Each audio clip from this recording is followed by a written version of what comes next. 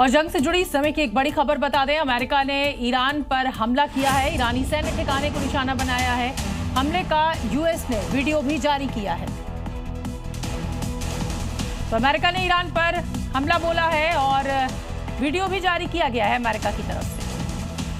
Middle east जंग में Iran अब हॉर्मूज 2.0 करने की तैयारी में है, जिससे दुनिया भर में तेल संकट और बढ़ने की आशंका है। इसे लेकर ईरान ने अमेरिका को चेतावनी भी दे दी है कि अगर उसके खार्ग द्वीप पर जमीनी कार्रवाई हुई तो उसका अगला टारगेट बाब अल मंदेब स्ट्रेट होगा। ऐसे में सवाल है कि आखिर बाब अल मंदेब क्या है।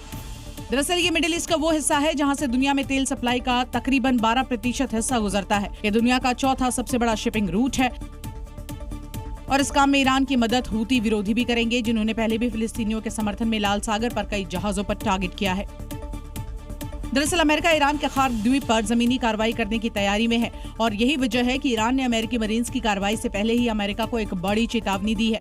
आपको बता दें कि खार्ग द्वीप ईरान की आर्थिक व्यवस्था की जीवन रेखा है, जहां से ईरान के कच्चे तेल के निर्यात का लगभग 90 से 95% हिस्सा होकर गुजरता है। ये ईरान के लिए सबसे बड़े तेल टर्मिनल के रूप में काम करता है और यही वजह है कि ईरान ने मिडिल ईस्ट में हॉर्मूज 2.0 करने की चेतावनी दी है।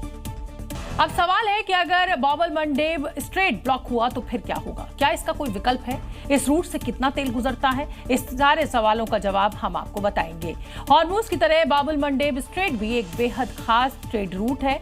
बाब अल मंडेब रूट लाल सागर को अदन की खाड़ी और अरब सागर से जोड़ता है। ये यमन और अफ्रीका के हॉर्न एरिया में मौजूद देशों के बीच है।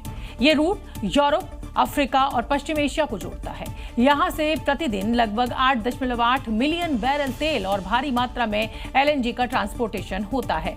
इस ट्रेड रूट से हर साल $1 ट्रिलियन यानी 93.95 लाख करोड़ रुपए की कीमत के माल का आना जाना होता है। तो सोचिए, अगर ये रूट भी ईरान बंद कर देगा तो यूरोप में तेल और गैस की कितनी किल्लत पैदा हो जाएगी। अगली खबर का रुख करेंगे। एक तरफ ट्रंप ईरान को बातचीत पर लाने के लिए वक्त दे रहे हैं, तो दूसरी तरफ पेंटागन ईरान पर अंतिम प्रहार करने के लिए खतरनाक चक्रव्यूह रच रहा है। 10 दिनों बाद ईरान में जमीनी ऑपरेशन और बड़े स्तर पर बमबारी हो सकती है, जिसमें जमीनी सेना और बड़े स्तर पर बमबारी शामिल हो सकती है। इतना ही नहीं, आने वाले दिनों में और भी सैनिक, फाइटर जेट स्क्वाड्रन और मरीन यूनिट मिडिल ईस्ट भेजे जाने वाली है।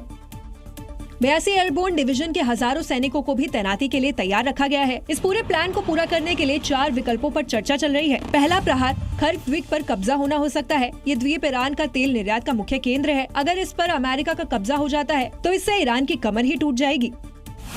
दूसरा प्रहार लरक द्वीप पर कब्जा। ये एक ऐसा द्वीप है जो हॉर्मूज पर नियंत्रण रखने में ईरान की मदद करता है। तीसरा प्रहार अबू मूसा द्वीप पर हमला करना। इस द्वीप के जरिए ईरान को खाड़ी से बाहर निकलने वाले जहाजों पर नियंत्रण मिल जाता है। अगर ईरान के साथ बातचीत से जल्द ही कोई ठोस नतीजा नहीं निकलता है तो पेंटागन अपने पूरे प्लान एग्जीक्यूट कर सकता है।